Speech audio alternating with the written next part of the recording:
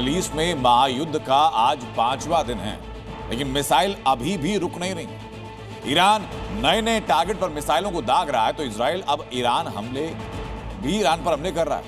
हालात ये हो चुके, ईरान में 1100 से ज्यादा लोगों की जान अब तक जा चुकी है। इस युद्ध में एक नए देश की एंट्री हो चुकी है। कैसे ट्रंप ईरान को काटने की तैयारी कर रहे हैं बताऊं, उसके पहले दिखाते हैं आपको महायुद्ध के आज के 8 वीडियो अपडेट। 5 दिन बाद भी ईरान पर अमेरिकी बॉम्बर्स की बमबारी जारी है। तेहरान पर अमेरिकी बॉम्बर्स के हमले का ये सबसे नया वीडियो है। अमेरिकी मिसाइल हमलों का शोर, जिससे पूरा तेहरान थर्रा गया। अमेरिकी फाइटर जेट करीब 5 मिनट तक नॉनस्टॉप बम और मिसाइलों की बारिश करते रहे। युद्ध के 5वें दिन तेहरान में अमेरिका ने इतने बम मारे कि पूरा इलाका धुआं धुआं हो गया।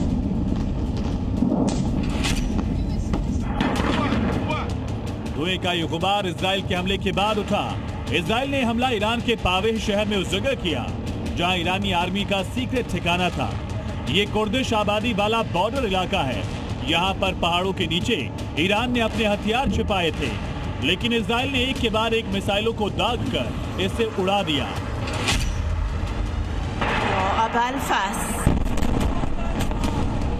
हवा से भी तेज रफ्तार में मिसाइल आई और चारों तरफ धुएं का गुबार, आग के शोले फैल गए। देखते ही देखते 4 मंजिला इमारत को इजराइल ने मिसाइल दागकर मिट्टी में मिला दिया। दावा है कि इमारत को उड़ाने के लिए इजराइल ने 2000 पाउंड के GBU-31 JDAM बॉम्ब से हमला किया था।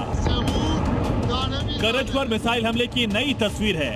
करज का सिपाह चौक इजराइल के हमले से दहल उठा। इजरायली फोर्स ने जहां पर हमला किया वो IRGC के स्पेशल फोर्सेस का मुख्यालय था। यहीं से खामेनेई की स्पेशल फोर्स इजराइल और खाड़ी देशों पर मिसाइल दागने का आदेश देती थी। इजराइल ने इस्फहान में ईरान के मिसाइल डिपो पर बड़ा हमला किया। यहीं पर ईरान अपनी बैलिस्टिक मिसाइल कद्र को छिपा कर रखे हुए है और यहीं से खाड़ी देशों पर ईरान हमला कर रहा था, लेकिन इजराइल ने पहले इसकी लोकेशन ट्रेस की, फिर मिसाइल दाग कर उड़ा दिया। हवा की रफ्तार से आगे बढ़ रही ये मिसाइल ईरान की है और इसके टारगेट पर इजराइल। तेहरान और दूसरे शहरों पर हमले का बदला लेने के लिए ईरान ने इजराइल पर 17वीं बार मिसाइल दागी। हमले का ये वीडियो लेबनान के अर्नोन का है। इजराइल पर एंटी टैंक मिसाइल की लॉन्चिंग की तैयारी कर रहे आतंकियों को मिसाइल लॉन्च से पहले ही नेतन्याहू की सेना ने मौत की नींद सुला दी। इजराइल ने जिन्हें मिसाइल दाग कर मारा वो आतंकी संगठन हिजबुल्लाह के आतंकी थे। मिसाइल हमले में खंडहर बन चुकी इमारत, इसकी तस्वीरें लेबनान की राजधानी बैरूत की हैं। इमारत पूरी तरह जमींदोज हो गई। इजराइल के मुताबिक यहीं से आतंकी संगठन हिजबुल्लाह को कंट्रोल और कमांड किया जा रहा था। ट्रंप को लगा कि 2 दिन मिसाइलों की बारिश करेंगे तो ईरान घुटने पर आ जाएगा, लेकिन ऐसा हुआ नहीं। ट्रंप ने अमेरिका को एक नए युद्ध में झोंक दिया और अब अमेरिका में ट्रंप का विरोध शुरू हो गया। विरोध के बाद ट्रंप अब युद्ध से बाहर निकलने का संभवतः रास्ता ढूंढ रहे होंगे। ईरान को हराने के लिए ट्रंप अब कोरिया मॉडल लेकर आए। ईरान में धमाके के बाद उसे कैसे काटने की तैयारी है, मैं ये रिपोर्ट में आपको दिखाता हूं। अमेरिकी राष्ट्रपति ट्रंप के दिमाग में आखिर चल क्या रहा है? 120 घंटे से मिडिल ईस्ट जल रहा। खामेनेई की मौत के बाद भी 7200 मिनट से ईरान अमेरिका और इजराइल का खिलाफ मुकाबले में डटकर खड़ा है। कोई भी पीछे हटने को तैयार नहीं है। आखिर ट्रंप ईरान युद्ध को लेकर इतने कंफ्यूज क्यों है? क्या इजराइल ने अमेरिका को युद्ध में झोंक दिया है? क्या अमेरिका और इजराइल को ईरान उम्मीद से ज्यादा जवाब दे रहा है? ईरान के मिसाइल युद्ध को देखकर क्या डोनाल्ड ट्रंप ने हार मान ली है? ईरान के मिसाइल युद्ध को देखकर क्या डोनाल्ड ट्रंप ने हार मान ली है? क्योंकि ईरान युद्ध को लेकर अब अमेरिका में भी ट्रंप का विरोध शुरू हो गया है। अमेरिकी सीनेटर ट्रंप पर अमेरिकन को युद्ध की आग में झोंकने का आरोप लगा रहे हैं। अमेरिका में विरोध के बाद भी अब ट्रंप ईरान युद्ध को लेकर बार बार अपना बयान बदल रहे हैं। जिस तरह से ईरान इजराइल और मिडिल ईस्ट के 7 देशों में मौजूद अमेरिकी बेसों पर बम और मिसाइलों की बारिश कर रहा है, इसकी उम्मीद अमेरिका को भी नहीं थी। सवाल है कि क्या अब ट्रंप ईरान युद्ध से बाहर निकलने का रास्ता ढूंढ रहे हैं? क्योंकि इजराइल और अमेरिका को लगा ईरान में खामेनेई का खात्मा, मतलब ईरान में रेजिम चेंज, लेकिन ऐसा नहीं हुआ। रिपोर्ट के मुताबिक ट्रंप ईरान के लिए कोरिया प्लान पर काम कर रहे हैं। अब ट्रंप का कोरिया प्लान क्या है और ईरान में ट्रंप कोरिया मॉडल को कैसे अप्लाई करेंगे, इसे समझने के लिए पहले आपको कोरिया प्लान समझना होगा। पहले उत्तर कोरिया और दक्षिण कोरिया एक ही देश हुआ करते थे, लेकिन इसमें दो ग्रुप थे। एक अमेरिका का समर्थक ग्रुप था, जबकि दूसरा विरोधी ग्रुप। वहीं कोरिया पर एक तीसरे देश का कब्जा था। कोरिया में अमेरिका की दाल नहीं गल रही थी, तो अमेरिका ने दक्षिण कोरिया में मौजूद एक गुट को फंड और हथियार मुहैया कराने के साथ ट्रेनिंग देना शुरू कर दिया। 1948 में अमेरिका दक्षिण कोरिया को लेकर संयुक्त राष्ट्र में पहुंच गया और इसी के बाद अमेरिका के समर्थन में दक्षिण कोरिया में नई सरकार का गठन किया गया। 78 साल बाद अमेरिका वही मॉडल ईरान में लागू करने की तैयारी में है। अब समझ ईरान को लेकर ट्रंप के दिमाग में क्या चल रहा है। ईरान में दो खेमा है। एक धड़ा खामनेई का कट्टर समर्थक है, जो खामनेई की मौत पर मातम मना रहा है, तो दूसरा धड़ा खामनेई का घोर विरोधी है, जो खामनेई की मौत पर जश्न मना रहा है। अमेरिका इजराइल के हमले के बाद भी ईरान में खामनेई के बेटे को नया सुप्रीम लीडर चुना गया है, लेकिन खामनेई विरोधी किसी भी हाल में ईरान में इस्लामिक शासन का अंत चाहते हैं। इसलिए ट्रंप ईरान में कोरिया मॉडल लागू करने की मंशा रखे हुए हैं, ताकि ईरान को दो हिस्सों में तोड़ सके, ईरान का बंटवारा कर सके, जिसके एक हिस्से में खामनेई समर्थकों की सरकार हो सकती है, जबकि दूसरे हिस्से में अमेरिका, इजराइल और खाड़ी देशों के समर्थक वाली सरकार। लेकिन इसे अंजाम कौन देगा? तो इसके लिए ट्रंप प्रशासन अब ईरान में मौजूद कुर्द विद्रोहियों को भड़काने में जुट गया है। सूत्रों के मुताबिक ईरान में विद्रोह को हवा देने के लिए CIA अब ईरान के कुर्द बलों को हथियार की सप्लाई करेगा। कुर्द 4 देशों तक फैले, ईरान, इराक, सीरिया और तुर्की। कुर्द लड़ाके बीते कई सालों से नए देश कुर्दिस्तान की मांग कर रहे हैं और ट्रंप के कोरिया प्लान से कुर्दिस्तान देश का ख्वाब कुछ हद तक सच होता दिख रहा है। ट्रंप के इस प्लान से ईरान भी टूट जाएगा और अमेरिका युद्ध से भी बाहर निकल जाएगा। ब्यूरो रिपोर्ट, ज़ी मीडिया। ईरान में नया खलीफा चुने जाने पर असेंबली ऑफ एक्सपर्ट्स ने अब तक कोई फैसला नहीं लिया। इससे पहले खबर यह थी कि आयतुल्लाह अली खामनेई की मौत के बाद उनके बड़े बेटे मुज्तबा खामनेई सुप्रीम लीडर चुने जाएंगे, आयतुल्लाह चुने जाएंगे। लेकिन इन खबरों का ईरान ने खंडन किया। फिर सवाल ये कि ईरान में सुप्रीम लीडर के चुनाव में इतनी देरी क्यों है? क्या ईरान को इजराइल की उस धमकी से डर है कि जो भी नया खलीफा चुना जाएगा इजराइल के हाथों मारा जाएगा? इजराइल ईरान की संपूर्ण बर्बादी तक रुकने वाला नहीं। मतलब सिर्फ खामेनेई का खात्मा इजराइल का मकसद कभी नहीं रहा।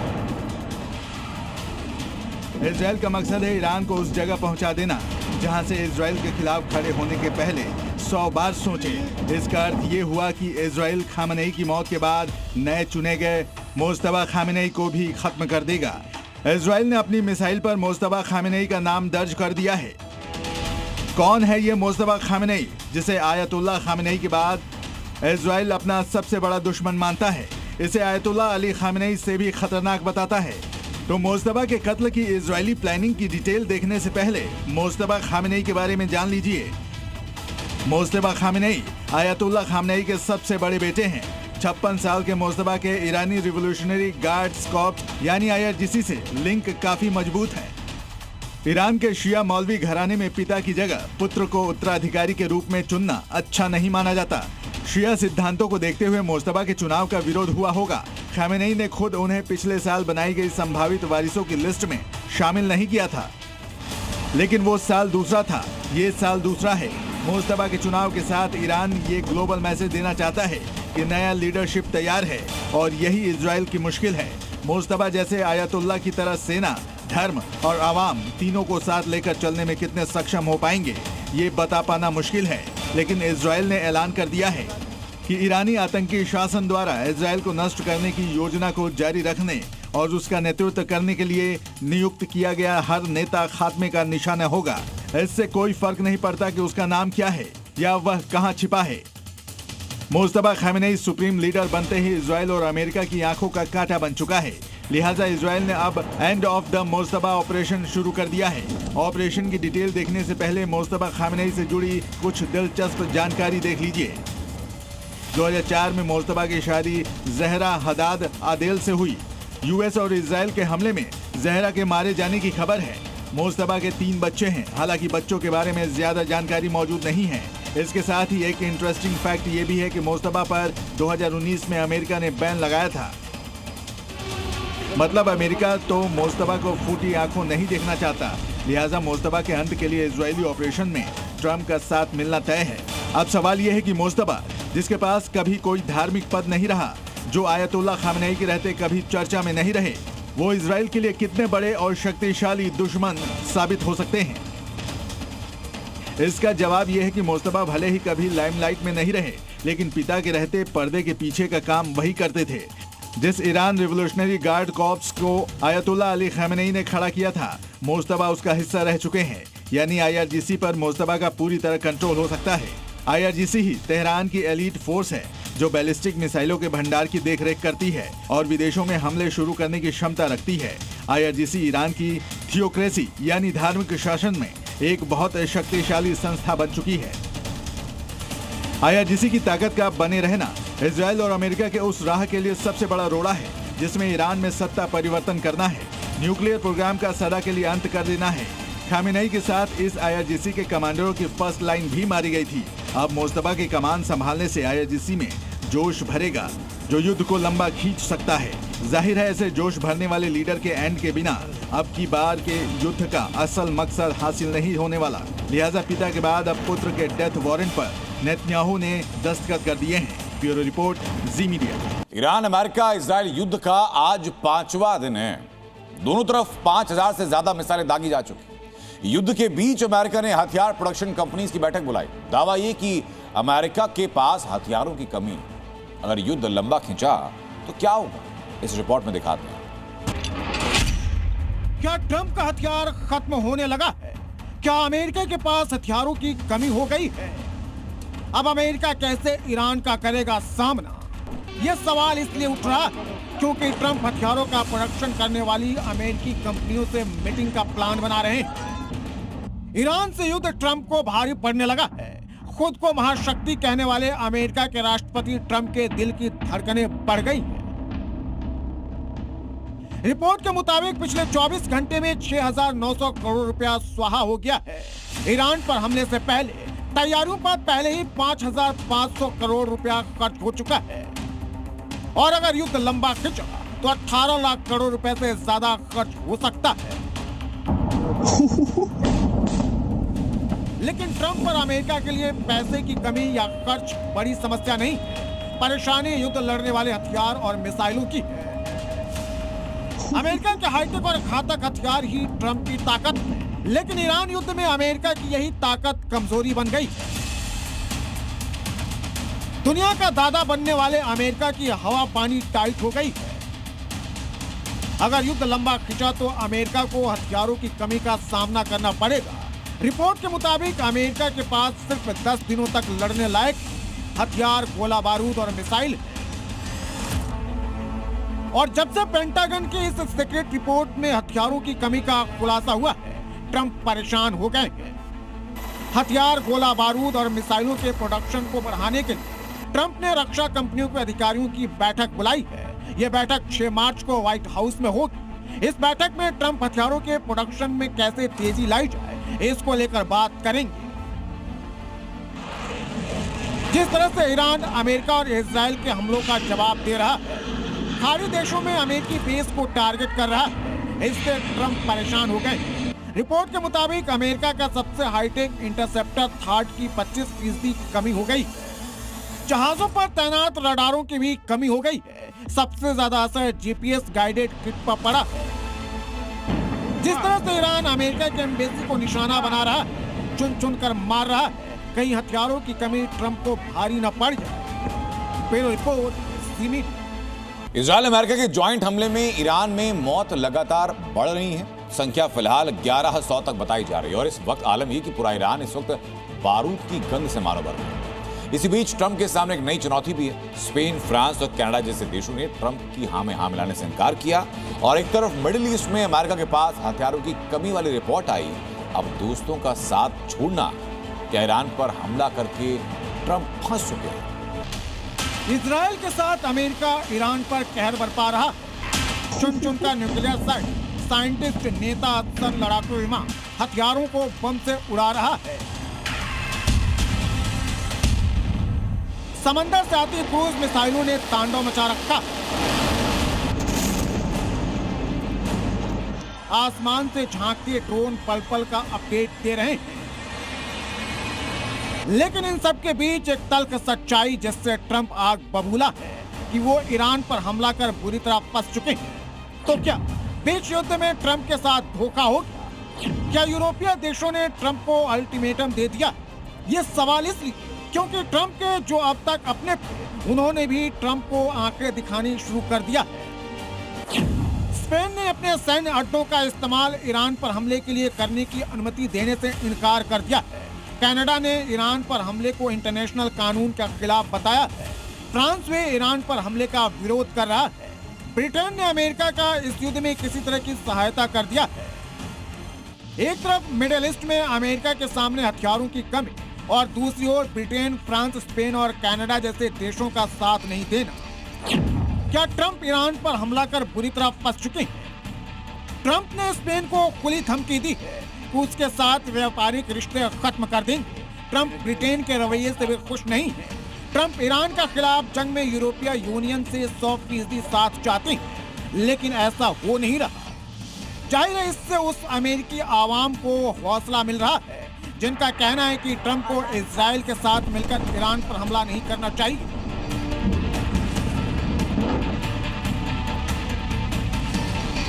मतलब विश्व राजनीति के मंच पर एक ऐसा ऐतिहासिक और नाटकीय मोड़ आ गया है जिसने दशकों पुराने पश्चिमी गठबंधन की बुनियाद को हिलाकर रख दिया है।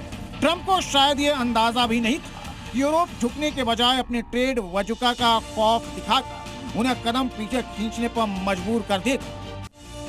ईरान वॉर ने यह साफ कर दिया है कि पश्चिम अब दो पार हो चुका है। एक तरफ ट्रंप की अमेरिका फर्स्ट की जिद है, तो दूसरी तरफ मैक्रोन का स्वाभिमानी यूरोप।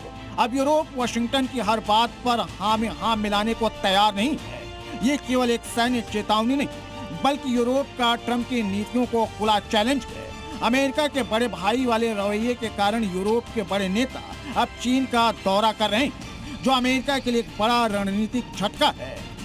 ट्रंप टैरिफ की तलवार दिखाकर ईरान के खिलाफ यूरोप को अपने साथ रखना चाहते हैं, जबकि यूरोपीय यूनियन के देशों के भी मिडिल ईस्ट में अपने अपने इंटरेस्ट है। लिहाजा अब सबने ट्रंप के खिलाफ बोलना शुरू कर दिया है। ट्रंप इस चुनौती से कैसे निपटेंगे फिलहाल तो ये पता नहीं, लेकिन जिस रिजीम चेंज का मकसद लेकर ट्रंप ने ईरान पर हमला किया है उसकी राह आसान नहीं लग रही है। ब्यूरो रिपोर्ट, ज़ी मीडिया। भारत में होली की धूम है, हर सनातनी के हाथों में प्रेम का रंग है। लेकिन अमेरिका, इजराइल और ईरान ने होली से 5 दिन पहले मिसाइल उठाई और अब मिडिल ईस्ट तक खून की होली खेली।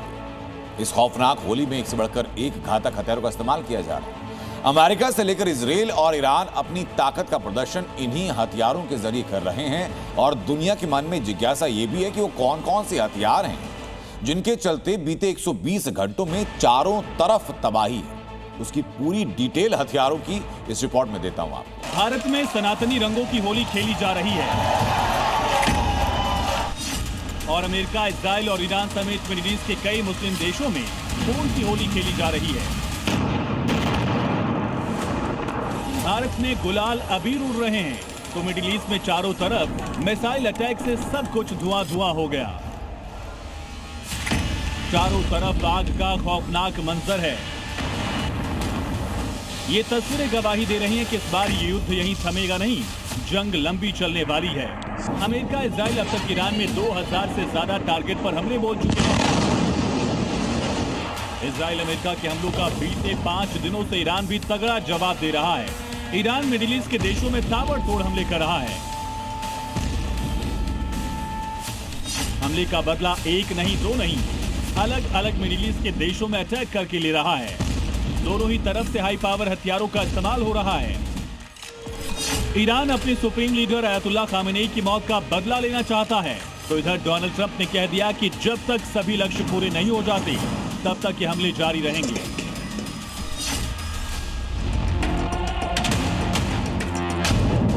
मतलब साफ है कि मिडिल ईस्ट के महायुद्ध में महाहथियारों का इस्तेमाल जारी रहने वाला है। इस महायुद्ध में ईरान की ताकत बने उसके आत्मघाती ड्रोन और मिसाइलें, तो अमेरिका और इजराइल की ताकत है उसके फाइटर जेट, उसकी घातक मिसाइलें, उसके air defence system. America Iran के खतरे से खुद को बचाने के लिए उन जगहों को टारगेट कर रहा है जहां उसे थ्रेट पैदा होता दिख रहा है। ईरान पर अमेरिका ने अपने सबसे ताकतवर B-2 स्टेल्थ बॉम्बर का इस्तेमाल किया। B-2 बॉम्बर ने ईरान के अंडरग्राउंड मिसाइल डिपो पर भारी बमबारी की। अमेरिकी सेना टॉमहॉक क्रूज मिसाइलों का भी बड़े पैमाने पर इस्तेमाल कर रही है।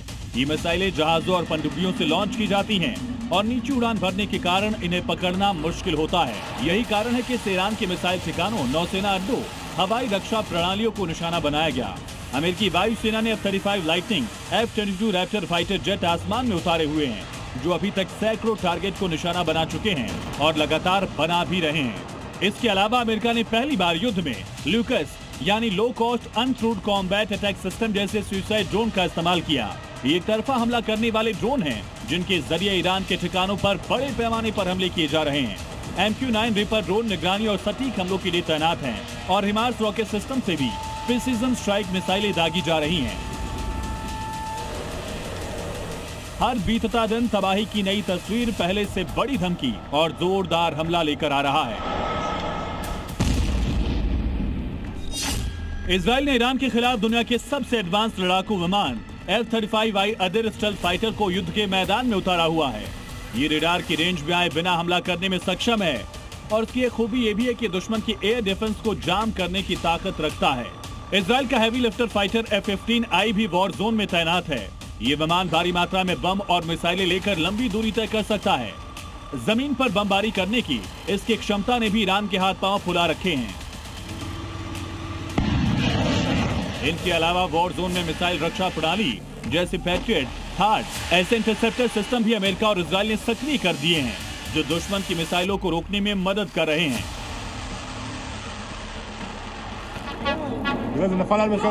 लेकिन अमेरिका इजराइल कितनी ताकत इस युद्ध में क्यों न झोंक दे, ईरान भी चुप बैठने वाला नहीं है।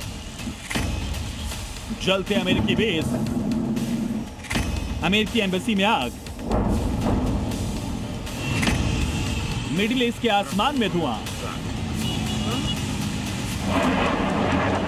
ये ईरान की हाई इंटेंसिटी जवाब की एक झलक है। ईरान के पास मिडिल ईस्ट में सबसे बड़ा मिसाइल भंडार माना जाता है और वो इजराइल और अमेरिकी ठिकानों को निशाना बनाने के लिए खुलकर इनका इस्तेमाल भी कर रहा है। ईरान की शबाह, फतेह, खुर्रम शहर जैसी बैलिस्टिक मिसाइलें ट्रंप और नेतन्याहू की रणनीति को कई मोर्चों पर चकमा दे रही हैं।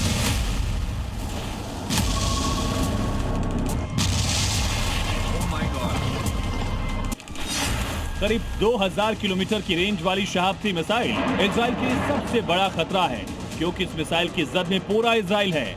इमाद मिसाइल ईरान की मीडियम रेंज की ऐसी बैलिस्टिक मिसाइल है जिसे हवा में कंट्रोल किया जा सकता है। इसकी सटीकता के कारण ही इजराइल के अहम ठिकानों के लिए बेहद घातक बनी हुई है। ईरान की मिसाइलों के जखीरे में गदर मिसाइल है, जो करीब 750 किलो तक भारी विस्फोटक ले जाने में सक्षम तो है ही, साथ ही मिसाइल 1600 किलोमीटर तक मार करने की क्षमता रखता है। ईरान ने कामिकाज़े ड्रोन का इस्तेमाल भी बढ़ा दिया है। इस जंग का मकसद अब जीत नहीं बल्कि बदला हो गया है। 5 दिनों से हुई तबाही भयंकर है, लेकिन आगे और बड़े खतरे की आशंका है। सवाल ये भी कि ये तबाही कहां तक फैलेगी। ब्यूरो रिपोर्ट, जी मीडिया। आज सीएम योगी ने गोरखपुर में धूमधाम से होली मनाई। योगी भले ही गोरखपुर में होली खेल रहे थे, लेकिन उन्होंने पूर्वी उत्तर प्रदेश से लेकर पश्चिमी यूपी तक ऐसी घेराबंदी की कि कोई भी होली का माहौल खराब करने की कोशिश तक नहीं कर पाया। जबकि खामनेई की मौत के बाद कुछ शहरों में प्रदर्शन भी किया गया, कब्जे की धमकी दी गई, यहां तक कि होली से ठीक एक रात पहले एक कट्टरपंथी का दहन भी किया गया।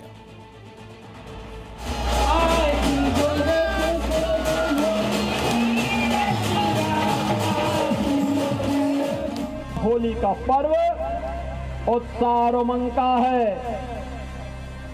जोश का है। जब होश खोते हैं तो उपद्रव होता है। कहीं पर कोई अराजकता, कोई आतंकवाद, कोई उग्रवाद सिर उठाने का कुत्सित प्रयास कर रहा है तो उसको नेस्तनाबूद भी करना है। आंखों में काला चश्मा, सिर पर पगड़ी, कभी फूलों की होली, कभी गुलाल की होली। रंगों के त्योहार पर योगी आदित्यनाथ भी रंगों से सराबोर दिखे। अपने शहर गोरखपुर में आम लोगों के साथ योगी आदित्यनाथ ने इस अंदाज में होली खेली। योगी भर भर कर गुलाल उड़ा रहे थे, कभी गुलाबी, कभी पीला, तो कभी भगवा गुलाल भी उड़ाया। होली पर लोगों को ये बताना नहीं भूले कि दुनिया के एक हिस्से में अराजकता है, लेकिन भारत में लोग बिना डरे खुशियों के संग परिवार के साथ मिलकर होली का त्योहार मना पा रहे हैं। होली का ये पर्व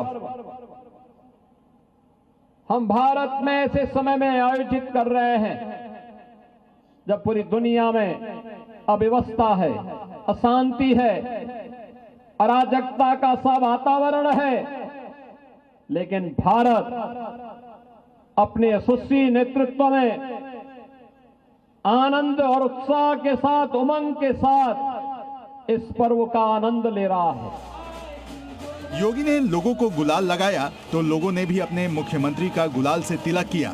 योगी आदित्यनाथ हर साल गोरखपुर में राष्ट्रीय स्वयंसेवक संघ के कार्यक्रम में ऐसे ही होली खेलते हैं और उनके साथ होली खेलने के लिए गोरखपुर शहर उमड़ता है। होली का पर्व उत्साह और उमंग का है, जोश का है, लेकिन होश भी उसके साथ बहुत आवश्यक होती है, क्योंकि उत्साह और उमंग तभी होगा जब होश खोते हैं तो उपद्रव होता है।